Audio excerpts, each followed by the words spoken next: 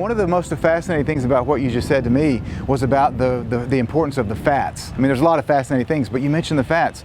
There's so many diets that we hear, stay away from all the fats. Absolutely. But it sounds like that was an integral piece of your food that you were eating during that 40 days that helped you to heal. Absolutely. I was easily consuming 12 raw eggs a day. I consumed what would be the equivalent of sticks of raw butter. And mind you, I'm an organic farmer, so I have access to the best of the best. Yeah. But I believe that fats not only nourish the body, but I believe some fats from avocado, fats from eggs, act in a sacrificial way to remove fat-soluble toxins like metals and other toxins we've been exposed to, and that's really critical. So most people think of detox as green juice, and I drank plenty of it. Yeah. Drank coconut water, lots of raw cleansing juices. I had a tomato and cucumber drink with unheated honey and all kinds of amazing nutrients added. But fat is absolutely the key, and it was for me, and I've seen it work for others. Not to say that a juice cleanse or various fasts don't work, but in my case, I feel very strongly about the consumption of raw fats if you're going after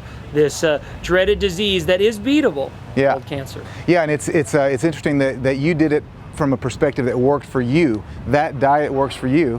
I think it's important for people that are watching to know that you treat it on an individual basis, but I think that many of the takeaways that you can get from what you just said are, number one, you've got to believe, and number two, you've got to not have a victim mentality, but see that you are already a cancer conqueror. I love that term. You mind if we use that? Absolutely. Survivor means you're barely hanging on. You're thriving, you're conquering, and that's what it takes. This is a big game here. This is the big game. Get ready for it. Gird yourself up. Don't let anyone around you who's gonna say, oh, but you have cancer, how long do you have to live? I did not allow anyone in my life to speak death over me. The doctors that spoke death were no longer my doctors. Relatives who spoke death temporarily were no longer my relatives, if you know what I mean. Yeah.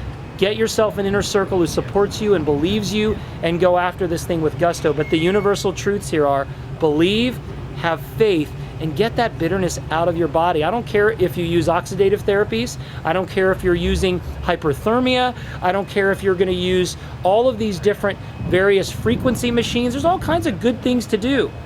But you've got to believe, you gotta have faith, you gotta speak the truth.